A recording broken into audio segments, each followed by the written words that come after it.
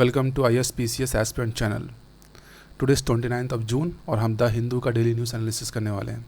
Right, the Hindu का daily news analysis basically आपका current affair series है।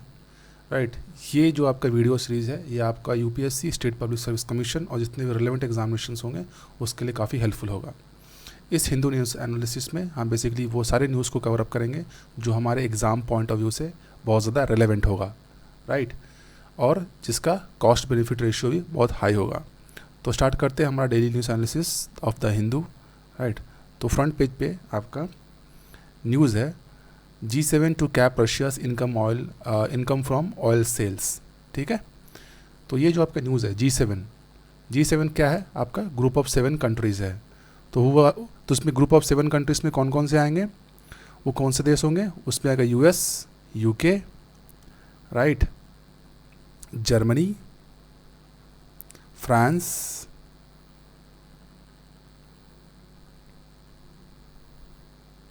इटली,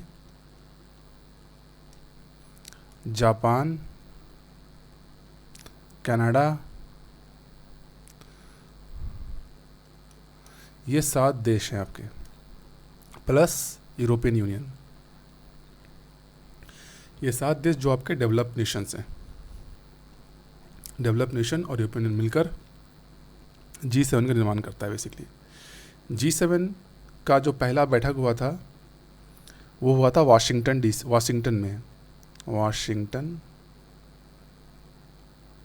में। राइट, वहाँ पे इसको लाइब्रेरी ग्रुप के नाम से जानते थे, लाइब्रेरी ग्रुप। राइट, तो G7 का प्रीवियस नाम क्या है? लाइब्रेरी ग्रुप था। वाशिंगटन DC में पहली बार हुआ था। 7 डेवलप नेशंस हैं, उसका मैंने आपको यहाँ बता दिया है, प्लस यूरोपियन यूनियन। G7 पहले G8 भी था।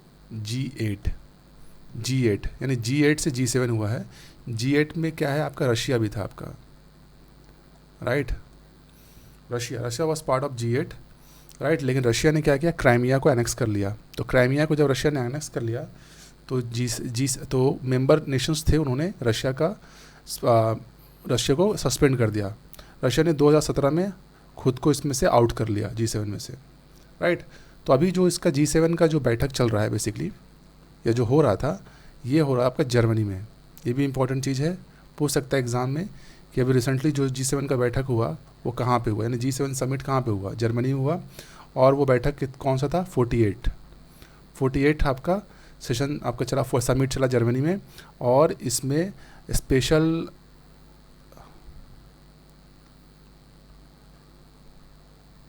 गेस्ट के रूप में या स्पेशल के रूप में आपको इंडिया को शामिल किया गया। राइट, तो अभी क्या हो रहा है G7 इसमें, ये हमको G7 के बारे में हमारा पूरा पिक्चर क्लियर हो गया कि G7 है क्या। राइट, और अभी G7 ने क्या बोला है? बेसिकली उसने बोला है कि रशिया का जो इनकम हो रहा है अभी, क्योंकि रशिया यूक्रेन के बीच में क्या हो रहा है? जंग चल रही है, रशिया एनेक्स करने वाला है यूक्रेन को। तो रशिया का इनकम जो ऑयल सेल्स पे हो रही है उसको कैप करने की ज़रूरत है। राइट, ऐसा G7 नेशंस बोल रहे हैं। और साथ ही साथ ये भी बोल रहे हैं बेसिकली कि जो रशिया से जो इम्पोर्ट होता है आपका रशियन गोल्ड, उसको भी बैन करना है। और साथ ही साथ रशिया यूक्रेन वॉर के कारण क्या हो रहा है, आसपास के देशों में फूड की शॉर्टेज हो गई है, क्योंकि फूड की शॉर्टेज वहाँ पे यूक्रेन के द्वारा पूरी की जाती थी। तो अब फूड की जो शॉर्टेज हो रही है उसको भी एड करने का, नहीं उसको मदद देने का काम भी G7 करेगा।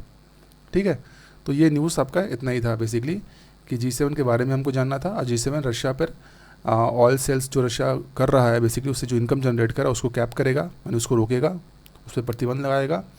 और रशिया से जो इम्पोर्ट हो रहा है सोना, उस पर भी प्रतिबंध लगाएगा। और जो आसपास के देश है जिसके कारण वॉर के कारण जहाँ भी फूड शॉर्टेज हुए उसको भी मदद पहुँचाएगी। तो ये न्यूज़ यहाँ पे आपका ख़त्म होता है।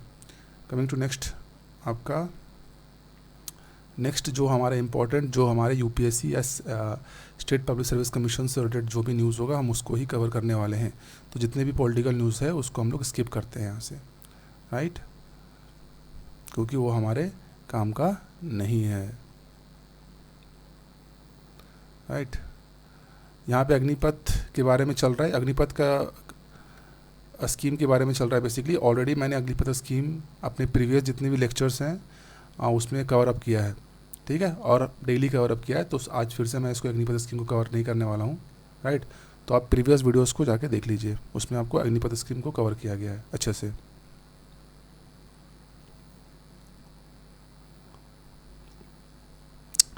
Coming to that, editorials was not part of this video, है ना। एडिटोरियल का एक अलग वीडियो निकलता है, वीकली एडिटोरियल करके आता है, राइट।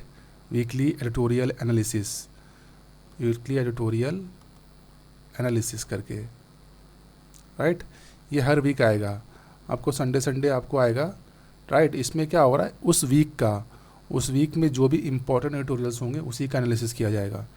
तो एक वीक के अंदर अगर जो भी इंपॉर्टेंट आपका एडिटोरियल्स आएंगे, वो अगर एग्ज़ाम पॉइंट ऑफ व्यू से रिलेवेंट होगा तो उसको एनालिसिस किया जाएगा। सो इस वीडियो में आपका एडिटोरियल को एनालिसिस नहीं कर रहे हैं। यहाँ पे आपका एक वन लाइनर क्वेश्चन आपका आ सकता है आपके स्टेट पब्लिक सर्विस कमीशंस में, या फिर आपके यूपीएससी में भी अगर ऑप्शंस में भी क्वेश्चंस को डाला जा सकता है कि who is the plan man of India, right. Plan man किसे कहा जाता है इंडिया का? प्लान मैन का मतलब क्या हो रहा है, ये 5 ईयर प्लान की बात कर रहा है यहाँ पे, ठीक है। 5 year plan, 5 year plan, right. 5 year plan, तो प्लान मैन बोलते हैं प्रशांत चंद्र महालनोबिस को, ठीक है। प्रशांत चंद्र महालनोबिस, जो इनके नाम पर, है ना, स्टैटिस्टिक्स डे भी मनाया जाता है। तो 29 जो जून, यानी आज का जो दिन है 29 ऑफ जून, राइट, आज है स्टैटिस्टिक्स डे, राइट। ये इन्हीं के नाम पे बनाया जाता है। यह है हमारे प्रशांत चंद्र महालनोबिस। इनको प्लान मैन ऑफ इंडिया बोला जाता है क्योंकि इनका योगदान सेकंड 5 ईयर प्लान बनाने में भी था, राइट। तो इनका बहुत ज़्यादा योगदान रहा है भारत के डेवलपमेंट में, राइट। तो इसलिए इनको बुलाया गया है। इनको क्या, इनके जन्म दिवस को 29 ऑफ जून को स्टैटिस्टिक्स डे के रूप में मनाया जाता है, राइट। तो इससे एक हो सकता है आपके एग्जाम्स में क्वेश्चन आ सकता है, तो आप डायरेक्टली उससे हमारा एक क्वेश्चन बन जाएगा आराम से कि PC Mahalanobis was the plan man of India, right. और 29 जून को स्टैटिस्टिक्स डे मनाते हैं उनके जन्म दिवस पे, ठीक है।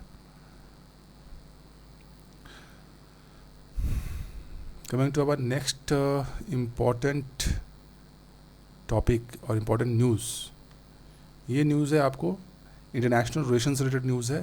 अगर आप यूपीएससी की तैयारी कर रहे हैं तो इंटरनेशनल रिलेशंस में यहाँ से आपको आपका मेंस में भी आपको आ सकता है इसमें से। चाइना का intervention in the horn of Africa, China horn of Africa में इंटरवेंशन कर रहा है, राइट। ये न्यूज़ है हमारा कि चाइना का इंटरवेंशन हो रहा है हॉर्न ऑफ अफ्रीका में। चाइना ऐसा क्यों कर रहा है? चाइना ऐसा नहीं करना चाहिए था क्योंकि चाइना का पॉलिसी है नॉन इंटरवेंशन का। उसने अपना पॉलिसी बनाया था कि वो अफ्रीका में नॉन इंटरवेंशन करेगा, यानी कि उसमें अगर इंटरवेंशन का यहाँ पे मतलब हो रहा है कि उसके सिक्योरिटी के रिलेटेड बातें, है ना, उसमें सिक्योरिटी रिलेटेड जो भी होगा उसमें चाइना नॉन इंटरवेन करेगा, वहाँ पे सिर्फ और सिर्फ ट्रेड रिलेटेड पर्पस या डेवलपमेंट पर्पस ही करेगा, राइट। पर चाइना अपना ये पॉलिसी से हटकर बात कर रहा है। अभी चाइना का इंटरवेंशन हो रहा है हॉर्न ऑफ अफ्रीका में। तो ऐसा क्यों हो रहा है वो हम जानने की कोशिश करेंगे। पहले हमको ये जानना पड़ेगा कि हॉर्न ऑफ अफ्रीका है कहाँ एक्चुअली, राइट, या हॉर्न ऑफ अफ्रीका किसे बोलते हैं। तो आइए चलते हैं हॉर्न ऑफ अफ्रीका मैप में, राइट। तो this is horn of Africa, है ना। तो यहाँ पे मैं आपको बता दे रहा हूँ, ये जो आपका है एरिटेरा, ये है आपका, यहाँ से स्टार्ट होता है। दिस डिजिबॉटी, डिजिबॉटी के पास सोमालिया है, राइट। तो ये पूरा आपका इधर चला गया, सोमालिया पूरा है। सो दिस वन पार्ट एरिटेरा, और ये, ठीक है। सो ये हो गया आपका डिजिबॉटी, ये हो गया एरिटेरा, ये हो गया इथोपिया, ये हो गया सोमालिया, राइट। तो एरिटेरा का हो गया अस्मारा कैपिटल, कभी कभी हो सकता है एग्ज़ाम में आपको पूछ भी दे, राइट, तो इसलिए कैपिटल भी जाना ज़रूरी है। एरिटेरा का अस्मारा, इथोपिया का Aedes अबाबा, Aedes अबाबा is the capital of Ethiopia, Djibouti का कैपिटल डिजिबॉटी, और सोमालिया का कैपिटल हो गया आपका Mogadishu, Mogadishu is the capital of Somalia, ठीक है। तो हमको ये समझ में आ गया बेसिकली कि हॉर्न ऑफ अफ्रीका में ये 4 आपके कंट्रीज़ हैं। कौन कौन से? Ethiopia, Eritrea, Djibouti and Somalia. ये 4 आपके जो कंट्रीज़ है इसको मिला के बोलते हैं horn of Africa. Africa continent में है। ये थोड़ा आपको सींग के जैसा दिखेगा आपको, अगर मैं इसको छोटा करूँ तो आपको समझ में आएगा, राइट। तो this is like horn of Africa, right. So now important term क्या है, हम थोड़ा सा इसके मैप के आसपास के जो थोड़ा इंपॉर्टेंट जो एग्ज़ाम में आने के चांसेस बहुत ज़्यादा है उसको भी हम लोग कवर अप कर लेते हैं। तो इम्पोर्टेंट टर्म ये है, यहाँ पे एक स्ट्रेट है, ये जो आप हिस्सा देख रहे हैं, मैं इसको कलर चेंज करके बता देता हूँ तो शायद आपको ज़्यादा दिखेगा, right. So I took a different colour. So यहाँ पे जो स्ट्रेट है, राइट, ये जो एरिया आपको दिख रहा है पानी का एरिया, इस एरिया को हम लोग बोलते हैं, है ना, बाबल मंदाब, बॉब अल मंडेब या मंडाब, ये नाम दिया गया है बाबल मंडाब। ये क्या करता है बेसिकली, रेड सी को और गल्फ ऑफ एडेन को कनेक्ट करता है। ये आपका एक गल्फ ऑफ एडेन हो गया, right, this is Gulf of Aden, this is Red Sea, right, and this is the channel which connect Red Sea with Gulf of Aden. तो इसको बोलते हैं स्ट्रेट। क्या बोलते हैं? स्ट्रेट, STRAIT, स्ट्रेट बोलते हैं उसको, राइट। स्ट्रेट क्या होता है बेसिकली? स्ट्रेट होता है जब 2 सी को कनेक्ट करता है एक नैरो वाटर बॉडी।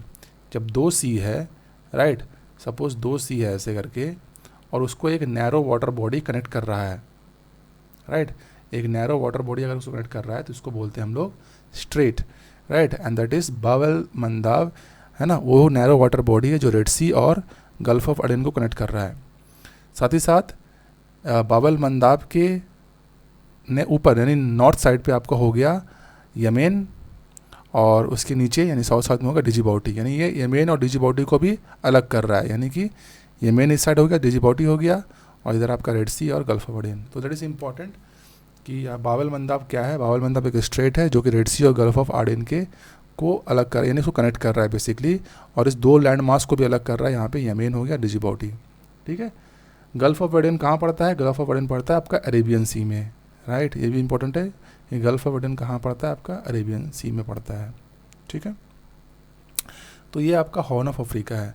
अब क्वेश्चन आपका न्यूज़ में क्या है बेसिकली कि चाइना क्यों इतना इसमें इंटरेस्ट ले रहा है, या चाइना का जो पॉलिसी है नॉन इंटरवेंशन का वो चेंज कैसे हो गया। अब चाइना इंटरवेन क्यों करना चाहता है इस हॉर्न ऑफ अफ्रीका में, ये है न्यूज़, राइट। अभी हमको हॉर्न ऑफ अफ्रीका हमारा क्लियर हो चुका है। अब हम देखते हैं कि न्यूज़ में कि चाइना क्यों इंटरवेन करना चाहता है। तो बेसिकली चाइना का शुरुआत में जब चाइना इंटरवेन नहीं कर रहा था तो चाइना का काम था बेसिकली क्या, इन्वेस्टमेंट और रॉ मटेरियल्स का काम था। लेकिन अब चाइना बोल रहा है, चाइना अब एक की रोल निभाएगा उस हॉर्न ऑफ अफ्रीका में सिक्योरिटी का, ऐसा चाइना का क्लेम है। तो ये पहली बार ऐसा चाइना ने बोला कि एक सिक्योरिटी की रोल निभाने वाला है उस एरिया में सिक्योरिटी का चाइना, ठीक है। तो चाइना का जो पहला एम था नॉन इंटरवेंशन से उसके हट के बात कर रहा है वो बेसिकली। तो चाइना ऐसा क्यों कर रहा है बेसिकली, क्योंकि चाइना का इंटरेस्ट है वहाँ पे। चाइना के इंटरेस्ट का मतलब क्या है, क्योंकि चाइना का वहाँ पे इंटरेस्ट है, क्योंकि चाइना का वहाँ पे इंफ्रास्ट्रक्चर प्रोजेक्ट चल रहे हैं, ठीक है। चाइना वहाँ पे फाइनेंशियल असिस्टेंट दे के रखा हुआ है, और नेचुरल रिसोर्सेज भी बहुत है वहाँ पर, और मैरीटाइम इंटरेस्ट भी है। तो ये सारे रीज़न के कारण चाइना क्या कर रहा है, उस पर्टिकुलर एरिया यानी हॉर्न ऑफ अफ्रीका में सिक्योरिटी की बात कर रहा है चाइना, राइट। और ये चीज़ यूएस और जितने भी हाई लेवल प्लेयर्स हैं उनको खटक रही है, राइट। क्योंकि चाइना क्या कर रहा है, चाइना अपना डोमिनियन, अपना क्या बोल रहा है उसको, प्रभुत्व, है ना, जिसको बोलते हैं डोमिनियन या प्रभुत्व, है ना, डेवलप करने की कोशिश कर रहा है उस पर्टिकुलर एरिया में, राइट, ठीक है।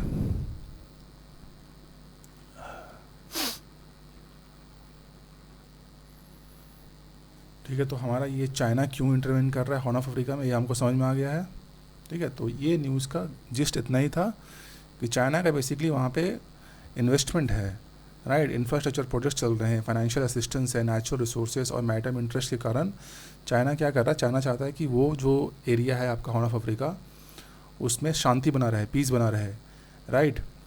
इसलिए वो वहाँ पे एज ए सिक्योरिटी का रोल निभाने वाला है, राइट। इसलिए उसका जो पॉलिसी था नॉन इंटरवेंशन का अफ्रीका से, उस पॉलिसी को हट करके उसने इंटरवेंशन वाला पॉलिसी अपनाया है चाइना ने, ठीक है। तो इसको भी हमको जानना ज़रूरी था कि चाइना ऐसा क्यों कर रहा है बेसिकली। कभी कभी आपका एग्ज़ाम में आ जाता है कि अफ्रीकन यूनियन का हेडक्वार्टर कहाँ पर है। तो अफ्रीकन यूनियन का हेडक्वार्टर है एडिस अबाबा में, और एडिस अबाबा क्या है आपका, किसका कैपिटल है, इथोपिया का कैपिटल है, ठीक है। तो यानी कि आपके एग्ज़ाम में इस तरह से भी आ सकता है कि इथोपिया का कैपिटल जो कि एडिस अबाबा है और ये अफ्रीकन यूनियन का हेडक्वार्टर है, राइट। तो हमको यहाँ से भी एक क्वेश्चन आ सकता है, अफ्रीकन यूनियन का क्या है आपका हेडक्वार्टर है, ठीक है। तो हम एडिस अबाबा को याद रखेंगे, इथोपिया का capital and is the headquarter of African union, ठीक है। तो ये न्यूज़ तो आपका यहीं पे कवर हो जाता है, right. Coming to our next news, G7 plan to counter the belt and road Initiative, right. G7 plan to counter the belt and road Initiative. हमने ऊपर में G7 के बारे में पढ़ लिया ऑलरेडी, G7 क्या है, राइट। ग्रुप ऑफ 7 कंट्रीज़ के बारे में ऑलरेडी हमने कवर कर लिया। अभी हमको ये देखना है कि ये जो न्यूज़ जो बोल रहा है G7 ने अभी क्या किया है, जो बेल्ट एंड रोड इनिशिएटिव है, belt and road initiative China का है, राइट। ये चाइना का बहुत ज़्यादा मेजर प्रोजेक्ट जिसको बोल सकते हैं, या बहुत ही महत्वाकांक्षी प्रोजेक्ट है चाइना का बेल्ट एंड रोड इनिशिएटिव। इसमें उसने ट्रिलियन ऑफ डॉलर्स लगा के रखा है ना। और ये एक स्टेट स्पॉन्सर्ड है, यानी स्टेट एंड स्पॉन्सर्ड जिसको बोल सकते हो। ये कोई प्राइवेट नहीं कर रहा है, राइट। ये प्राइवेट नहीं कर रहा, ये स्टेट स्पॉन्सर्ड, चाइना का खुद का ही है belt and road Initiative, right. तो बेल्ट एंड रोड इनिशिएटिव को काउंटर करने के लिए जो ग्रुप ऑफ 7 कंट्रीज़ ने एक प्लान बनाया है। तो क्या प्लान है बेसिकली वो देखते हैं। तो अभी जो आपका G7 जो हुआ, राइट, उसमें प्रेसिडेंट जो जॉय बिडेन है, USA प्रेसिडेंट, ठीक है, बिडेन साहब ने क्या बोला बेसिकली, उसने partnership for global infrastructure investment की बात कही है। Partnership for global infrastructure investment, ये आपका इंपॉर्टेंट टर्म है, partnership for global infrastructure investment. इसके तहत उन्होंने बोला है कि 600 बिलियन डॉलर का, है ना, इंफ्रास्ट्रक्चर प्रोजेक्ट लगाया जाएगा, ठीक है। 600 बिलियन डॉलर किन को दिया जाएगा बेसिकली, जो डेवलपिंग नेशंस हैं, डेवलपिंग्स और लो इनकम कंट्री, है ना, लो इनकम कंट्री। तो डेवलपिंग नेशन और लो इनकम कंट्री को 600 बिलियन डॉलर का, है ना, इंफ्रास्ट्रक्चर इन्वेस्टमेंट का आपको अमाउंट देने की बात कही गई है, ठीक है। कब तक देने की बात कही गई, 2027 तक, ठीक है। और ऐसा माना जा रहा है कि ये चाइना का जो BRI है, यानी बेल्ट एंड रोड, इसका अगेंस्ट में किया जा रहा है, ठीक है। तो हमको ये समझना पड़ेगा कि partnership for global infrastructure investment है क्या बेसिकली, ठीक है। तो क्योंकि चाइना का जो जियोपॉलिटिकल इन्फ्लुएंस है एशिया में, ठीक है, क्योंकि चाइना क्या कर रहा है, अपना इन्फ्लुएंस बढ़ा रहा है एशिया में, तो कर ही रहा है, साथ साथ एशिया के बाद, है ना, अफ्रीकन नेशन में भी अपना जियोपॉलिटिकल इन्फ्लुएंस बढ़ा रहा है, साथ साथ साउथ ईस्टर्न एशियन कंट्रीज़ में भी आपको कर रहा है, ठीक है। साथ साथ यूरोप में भी चाइना का इन्फ्लुएंस बढ़ रहा है ये बेल्ट एंड रोड इनिशिएटिव के तहत। तो इसीलिए 2021 में क्या हुआ था बेसिकली, G7 ने एक बिल्ड बैक बेटर वर्ल्ड करके एक, है ना, लॉन्च किया था उन्होंने, बिल्ड बैक बेटर वर्क, जिसका काम क्या था कि इंफ्रास्ट्रक्चर प्रोवाइड करना, इंफ्रास्ट्रक्चर जो गैप है आपका डेवलपिंग वर्ल्ड में, है ना, उसको कम करने का। क्योंकि डेवलपिंग वर्ल्ड में लगभग 40 ट्रिलियन आपका इंफ्रास्ट्रक्चर गैप है। तो उस 40 ट्रिलियन इंफ्रास्ट्रक्चर गैप को कम करने के लिए एक बिल्ड बैक बेटर वर्ल्ड करके बनाया गया था G7 के द्वारा, ठीक है। तो ये जो अभी जो प्लान है PJII, राइट, ये जो आपका PJII जो प्लान है, यानी partnership for global infrastructure investment, उसी आपका बिल्ड बैक बेटर वर्ल्ड का एक पार्ट है, जो जॉय बिडेन ने अभी रिसेंटली G7 में जो हुआ 48 जो समिट हुआ G7 का, उसमें उन्होंने बोला जिसको। अब हमको ये समझ में आना चाहिए कि ये जो partnership for global infrastructure investment है, ये जो आपका बेल्ट एंड रोड इनिशिएटिव है, इससे किस तरह से अलग है, ये हमको जानना पड़ेगा। तो जो आपका ये जो आपका PJII जिसको हम लोग बोलते हैं, partnership of global infrastructure investment, इसमें जो होगा वो सारा का सारा जो इन्वेस्टमेंट होगा या इंफ्रास्ट्रक्चर होगा बेसिकली, वो ट्रांसपेरेंट होगा, राइट। लेकिन चाइना का जो बेल्ट एंड रोड इनिशिएटिव में वो ट्रांसपेरेंट नहीं होता है बेसिकली। वो क्या करता है बेसिकली, चाइना जिस भी कंट्री के साथ उसका ये एग्रीमेंट साइन होता है, उसके साथ वो सीक्रेट डॉक्यूमेंट साइन करवाता है बेसिकली, राइट। जैसे चाइना के साथ अभी किया, नहीं सॉरी, जैसे उसने पाकिस्तान के साथ किया, राइट। पाकिस्तान में क्या चल रहा है अभी, सीपेक का प्रोजेक्ट चल रहा है, राइट। और सीपेक के प्रोजेक्ट के तहत पाकिस्तान बहुत ज़्यादा कर्ज में है चाइना के बेसिकली, राइट। करीब आपका यहाँ पे है $62 बिलियन, $62 बिलियन का सीपेक प्रोजेक्ट है, $62 बिलियन का, राइट, सीपेक प्रोजेक्ट। तो पाकिस्तान को $62 बिलियन का वो चाइना को देना पड़ेगा, राइट। तो इतने भारी भारी अमाउंट का वो इंफ्रास्ट्रक्चर प्रोजेक्ट कर रहा है आपका चाइना, और इसके कारण क्या हो रहा है, कंट्रीज डेब्ट ट्रैप में आ रहे हैं। तो चाइना डेब्ट ट्रैप में छोटे छोटे कंट्रीज़ को फंसाता है। जैसे अभी रिसेंटली आपने देखा होगा श्रीलंका का केस चल रहा है अभी, श्रीलंका अपने आप को दिवालिया घोषित कर रहा है, उसके पास है ना अभी फॉरेन गुड्स को इंपोर्ट करने का भी पैसा नहीं है बेसिकली, है ना। और चाइना ने श्रीलंका का हम्बन टोटा पोर्ट को 99 ईयर्स पे लीज पे रख दिया है चाइना ने, ठीक है। चाइना को लीज कितने मिला, 99 साल का हम्बन टोटा पोर्ट।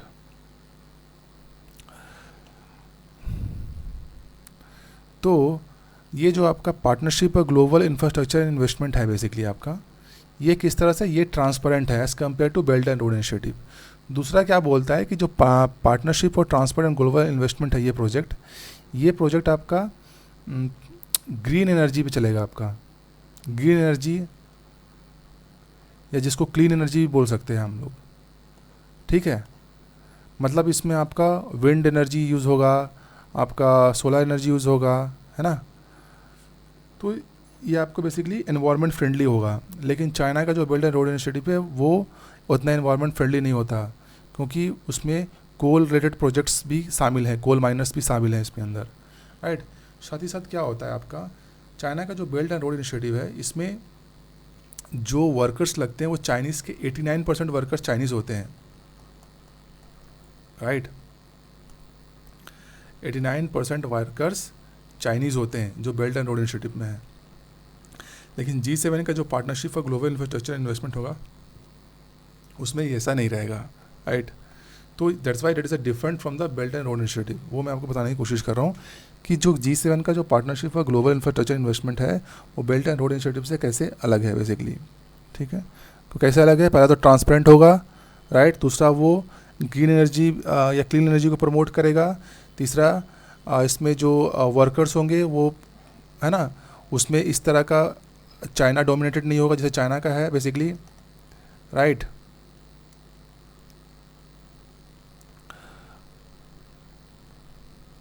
और साथ ही साथ आपका जो पार्टनरशिप फॉर ग्लोबल इन्वेस्टमेंट है ये आपका क्या होगा, हेल्थ इंफ्रास्ट्रक्चर को भी ये आपको सुदृढ़ करेगा या उसको भी ठीक करेगा बेसिकली। तो यहाँ पे G7 जो plan to counter the belt and road initiative, इसका जो पूरा का पूरा न्यूज़ है वो कवर अप हो चुका है हमारा, ठीक है।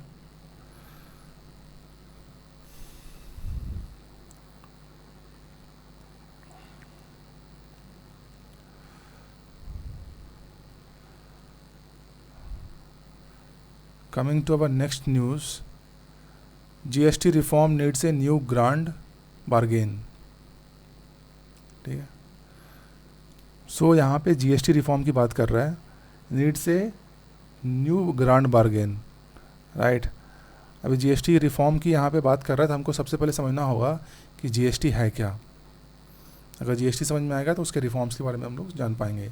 तो ये चलिए पता करते हैं कि GST क्या है एक्चुअली।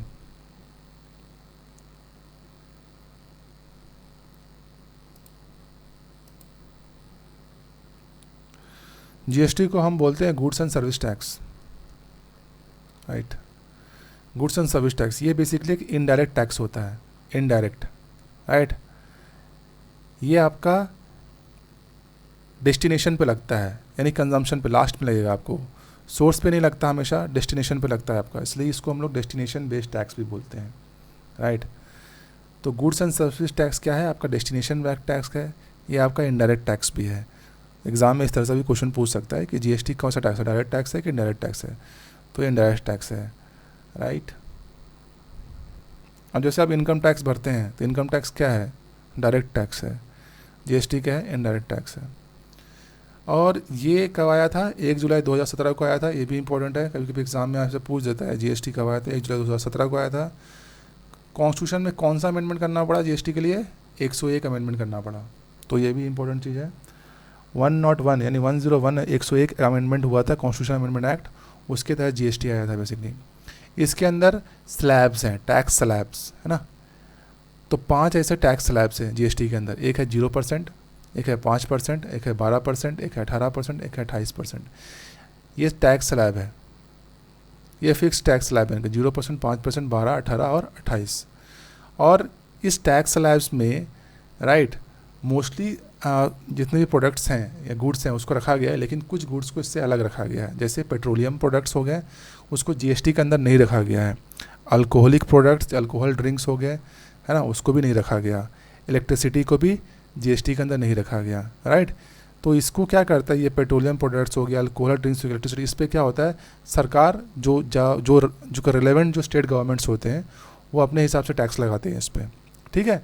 तो एग्ज़ाम में ऐसा क्वेश्चन आ सकता है कि जीएसटी में से किन किन चीज़ों को बाहर रखा गया है, तो पेट्रोलियम प्रोडक्ट्स हो गया, अल्कोहलिक ड्रिंक हो गया और इलेक्ट्रिसिटी, इन तीनों चीज़ों को जीएसटी से बाहर रखा गया। इस पर स्टेट गवर्नमेंट है ना अपने हिसाब से टैक्स लगाती है, ठीक है। अब ये जो टैक्स का जो रेट जो होता है या रूल्स होता है या रेगुलेशंस होता है, ये कौन गवर्न करता है, ये जीएसटी काउंसिल गवर्न करता है।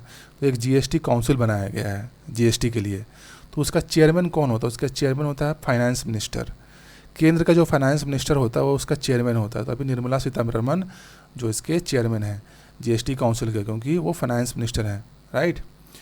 और उसमें मेंबर्स कौन कौन रहेंगे जीएसटी काउंसिल के अंदर, स्टेट के फाइनेंस मिनिस्टर्स, राइट। तो जीएसटी काउंसिल के अंदर चेयरमैन होता है, यानी चेयरमैन जो होगा सेंटर का फाइनेंस मिनिस्टर होगा, और मेंबर जो होगा स्टेट का फाइनेंस मिनिस्टर होगा। अब हम देखते हैं कि उसका रेवेन्यू डिस्ट्रीब्यूशन कैसा होता है जीएसटी का। जीएसटी में है ना पैसे का जो वितरण, जो रेवेन्यू जनरेट होगा सरकार के द्वारा, यानी स्टेट गवर्नमेंट के द्वारा या सेंट्रल गवर्नमेंट के द्वारा, उसका डिस्ट्रीब्यूशन कैसे करोगे। तो जब कैसा होता है बेसिकली, अगर स्टेट जीएसटी जो कलेक्ट होता है वो आपका सेंटर और स्टेट के बीच में बराबर बराबर बढ़ता है, यानी 50-50 बेसिस पे बढ़ जाता है, ठीक है। कहने का मतलब है, सपोज़ ये कोई स्टेट है, ठीक है, अगर ये स्टेट सपोज़ मान लेते हैं कि ये 100 करोड़ जनरेट किया है, राइट, एक महीने के अंदर इसने 100 करोड़ जनरेट किया है, तो 100 करोड़ क्या चला जाएगा, सेंटर के पास जाएगा, और सेंटर जीएसटी के अंदर में आकर के 50% इसको दे देगा, ठीक है। 50 करोड़ इसको दे देगा और 50 करोड़ अपने पास रख लेगा, राइट, है ना। 100 करोड़ अगर ये स्टेट है और ये सेंटर है, तो 100 करोड़ अगर ये जनरेट करता है तो 50 करोड़ स्टेट अपने पास रख लेगा और 50 करोड़ स्टेट को दे देगा, राइट। इसी को बोलते हैं, अब जो सेंटर रखा उसको बोल दिए CGST, और जो स्टेट को मिला उसको बोल दिए SGST। यहाँ पे थोड़ा मिसप्रिंट है, तो यहाँ पे होगा SGST, राइट। और एक GST होता है जो IGST होता है, राइट। तो IGST का हो गया इंट्रा स्टेट आपका GST कलेक्शन। तो इसमें क्या होता है बेसिकली, ये वाले में, सेकंड वाले में, इसमें क्या होता है, सेंटर और स्टेट के बीच में होता है, लेकिन कौन से स्टेट के बीच में होता है, इम्पोर्टेड स्टेट के बीच में 50-50 का होता है। कहने का मतलब है, सपोज़ A एक स्टेट है और B एक स्टेट है, राइट, और यहाँ पे हो गया सेंटर, सपोज़ C एक सेंटर है, तो A स्टेट क्या करता है, B स्टेट को कोई एक सामान बेचता है, राइट। A स्टेट B को एक सामान बेच रहा है, राइट, यानी B खरीद रहा है, यहाँ पे B स्टेट सामान को खरीद रहा है। तो जब B स्टेट सामान खरीद रहा है, यानी कि पैसा कौन पे करेगा, B स्टेट पे करेगा, तो जो ट्रांजैक्शन होगा तो B स्टेट करेगा। तो सेकंड IGST क्या बोलता है, IGST बोलता है कि जो रेवेन्यू का डिस्ट्रीब्यूशन होगा वो B स्टेट और C स्टेट के बीच में होगा, यहाँ पे A स्टेट के बीच में नहीं होगा, क्योंकि A सिर्फ सामान बेच रहा है, लेकिन B क्या कर रहा है, उसको खरीद रहा है। तो जो रेवेन्यू का डिस्ट्रीब्यूशन होगा और बी और सी के बीच में होगा। तो बी और सी के बीच में 50-50% का 50-50 का रेवेन्यू डिस्ट्रीब्यूशन होगा। इसी को बोलते हैं IGST। IGST यहाँ पे हो गया इंटर स्टेट GST कलेक्शन हो रहा है आपका, है ना, बी और सी के बीच में। बी क्या है आपका, इम्पोर्टेड स्टेट है, और सी हो गया सेंटर। सेंटर और बी के बीच 50-50 का आपका रेवेन्यू शेयर होगा। अब ये सब काम करने के लिए एक नेटवर्क की ज़रूरत पड़ती है जिसको बोलते हैं GST network, goods and service tax network, GSTN जिसको बोलते हैं। तो इस GSTN सॉफ्टवेयर को डेवलप किसने किया था, इन्फोसिस ने डेवलप किया था। इन्फोसिस ने GSTN सॉफ्टवेयर को डेवलप किया, और ये मेंटेन कौन करता है, NIC, राइट। ये गवर्नमेंट आपका है ना, NIC उसको मेंटेन करता है आपका GSTN को। तो GSTN है क्या, बेसिकली एक नॉन प्रॉफिट ऑर्गेनाइजेशन है। GSTN ये जो नेटवर्क है आपका, ये एक नॉन प्रॉफिट ऑर्गेनाइजेशन है। इसका काम क्या करना है, नेटवर्क को क्रिएट करना है, form for creating a sophisticated network. और ये जितने भी स्टेक होल्डर्स हैं, गवर्नमेंट है, टैक्स पेयर है, सबके द्वारा एक्सेसिबल है। यानी इस नेटवर्क के थ्रू जो कुछ भी होगा वो एक्सेसिबल होगा, ठीक है। तो ये आपका एक सिंगल सोर्स पोर्टल है, और जितने भी स्टेक होल्डर्स हो गए, गवर्नमेंट हो गए, टैक्स पेयर्स हो गए, वो इसमें से एक्सेस कर सकते हैं, डेटा एक्सेस कर सकते हैं GSTN के थ्रू, राइट। GSTN किसने बनाया था, किसने डेवलप किया, इन्फोसिस ने डेवलप किया, और इस maintain by the national informatics centre NIC, ठीक है। GSTN का इम्पोर्टेंट इसमें एक है काउंसिल, जो काउंसिल का आपका होता है चेयरमैन, होता है finance minister of centres, finance minister, right. तो यहाँ से भी क्वेश्चन आता है कि GST काउंसिल के हेड कौन होते हैं, यानी चेयरमैन कौन होता है, तो फाइनेंस मिनिस्टर होता है, ठीक है। और इसमें स्लैब्स भी दिया हुआ है, ये भी स्लैब्स भी याद रखिएगा, 0%, 5%, 12, 18 और 28%, ठीक है। और इसमें ये इंपॉर्टेंट चीज़ है कि इसमें पेट्रोलियम प्रोडक्ट्स हो गया, अल्कोहल ड्रिंक्स हो गया, और इलेक्ट्रिसिटी GST का पार्ट नहीं होता, ठीक है। इस पर सरकार, स्टेट गवर्नमेंट अपने हिसाब से टैक्स लगाती है। अब यहाँ पे इस न्यूज़ को हम लोग समझते हैं कि GST reform need a new grand bargain, right. इसको समझना पड़ेगा अभी हमें।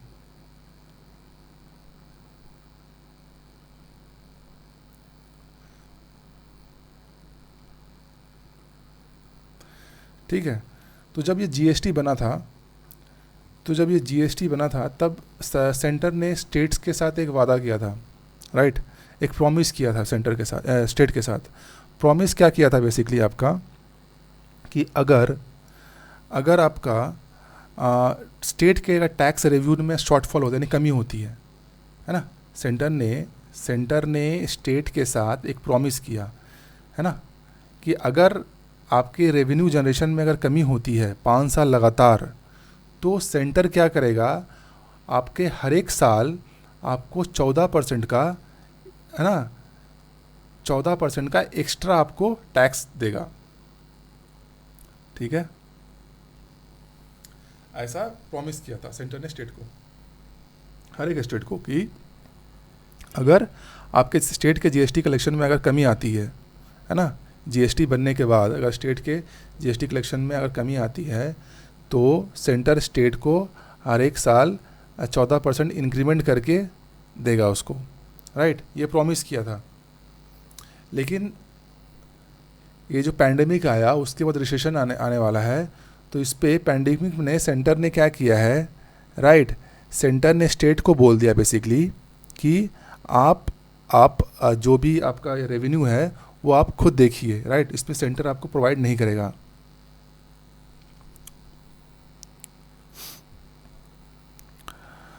ठीक है। उसमें सेंटर ने स्टेट को बोल दिया है बेसिकली कि आप अपना जो रेवेन्यू में जो शॉर्टफॉल हो रहा है वो आप खुद उसको मैनेज कीजिए, इसमें सेंटर आपको प्रोवाइड नहीं करेगा। तो इसी कारण एक रिफॉर्म आने की ज़रूरत है आपके GST में, राइट। तो ये न्यूज़ उसी के रिलेटेड है। तो अभी ऐसा क्यों, मतलब अभी मतलब सेंटर ने तो बोल दिया स्टेट को कि ठीक है भाई, आपका शॉर्टफॉल हो रहा है तो आप देख लीजिए। लेकिन जब GST जब बन रहा था तब तो सेंटर ने बोला था स्टेट को, कि प्रॉमिस किया था कि अगर आपका 5 साल तक लगातार आपका शॉर्टफॉल आएगा, GST रेवेन्यू कमी आएगी, तो उससे आपको सेंटर बियर करेगा, 14% बढ़ा के देगा आपको हर साल, ठीक है। तो अभी ऐसा क्यों हो रहा है बेसिकली, तो फिर स्टेट फिर कैसे करेगा, फिर ये तो जिम्मेदारी आपकी सेंटर की है, राइट। तो सेंटर अपनी जिम्मेदारी से भाग रहा है मतलब, ठीक है। तो अभी स्टेट अपना रेवेन्यू कहाँ से करेगा जब जीएसटी ऑलरेडी लागू है? तो क्या बोलता है बेसिकली कि स्टेट के पास ऑप्शन नहीं होता, राइट। जैसे सेंटर के पास ऑप्शन होता है कि सेंटर क्या कर सकता है, सोवरेन बॉन्ड जारी कर सकता है ना। सेंटर के पास ये आपके पास पावर है कि वो सोवरेन बॉन्ड जारी कर सकता है अपने पब्लिक सेक्टर के स्टेक को गिरवी रख करके, है ना, आरबीआई से। यानी आरबीआई से सेंटर पैसा निकाल सकता है, राइट। आरबीआई से सेंटर, है ना, पैसा ले सकता है। किस बेसिस पे लेगा? जब उसके जो पब्लिक सेक्टर के जो शेयर हैं, राइट, उसको रख करके आरबीआई से सेंटर मनी उठा सकता है, लोन ले सकता है वो। तो उसी को हम लोग बोलते हैं सोवरेन बॉन्ड, राइट। साथ ही साथ क्या है बेसिकली, सेंटर चाहे तो मार्केट से कम रेट में ले सकता है मनी, राइट, लेकिन स्टेट को वो रेट नहीं मिलेगा। स्टेट को हायर रेट में आपको मनी मिलेगा, लेकिन सेंटर को वो मनी नहीं मिलता, राइट। तो ये भी एक प्रॉब्लम है, राइट। साथ ही साथ क्या हो रहा है बेसिकली कि जो आपका रिसेशन आया, रिसेशन से लड़ने के लिए जो आपको मैक्रो इकोनॉमिक स्टेबलाइजेशन करने की ज़रूरी है, वो सेंटर के दायित्व है, वो सेंटर के डोमेन में आता है, वो स्टेट के डोमेन में नहीं आता, है ना। अब कोई पैंडेमिक आया है या रिसेशन आया है, तो उससे लड़ने के लिए, राइट, आपको फिजिकल स्टिमुलस चाहिए होगा। उसके लड़ने के लिए आपको क्या चाहिए? बहुत ज़्यादा मनी चाहिए होगा बेसिकली, है ना। तो उसके लिए क्या चाहिए आपको? मैक्रो इकोनॉमिक स्टेबलाइजेशन करना है। तो मैक्रो इकोनॉमिक स्टेबलाइजेशन सेंटर करता है, स्टेट कभी नहीं करता। तो यहाँ पे स्टेट सेंटर को, ये स्टेट बार बार ये बोल रहा है कि हम जो रेवेन्यू होता था बेसिकली वो जीएसटी के थ्रू जा रहा है आपके पास। अभी हमारा रेवेन्यू कम गया है, तो आपने जो प्रॉमिस किया था हमको 14% बढ़ा के देने का, वो प्रॉमिस अपने पूरा कीजिए, राइट। तब सेंटर बोलता है, सेंटर ने फोर्स मैजेस्चर एक क्लॉज है, उसका हवाला देके बोल दिया है बेसिकली कि, राइट, कि आपका जो रेवेन्यू शॉर्टफॉल हुआ है वो आप मैनेज कीजिए, वो सेंटर मैनेज नहीं करेगा, राइट। तो हमको ये देखना था बेसिकली कि स्टेट कैसे मैनेज कर सकता है। ये मैनेज का काम सेंटर का है, स्टेट का नहीं है बेसिकली, क्योंकि स्टेट के पास सेंटर के पास, है ना, ऑप्शंस ज़्यादा है स्टेट से, राइट, उस चीज़ को मैनेज करने के लिए। वो हमने ऑलरेडी डिस्कस कर लिया है बेसिकली। तो ये पूरा न्यूज़ का गिस्ट यही है कि जीएसटी को रिफॉर्म करना पड़ेगा। इसके लिए एक बड़ा बार्गेनिंग करना पड़ेगा अच्छे से, है ना, स्टेट और सेंटर के बीच में, राइट। तो ये पूरा हमारा न्यूज़ हमारा यहाँ पे कवर हो गया है।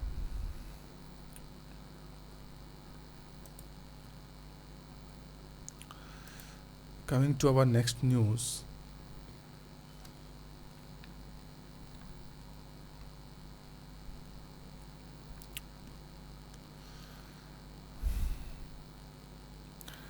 तो और लगता है कोई इम्पोर्टेंट न्यूज़ शायद नहीं है।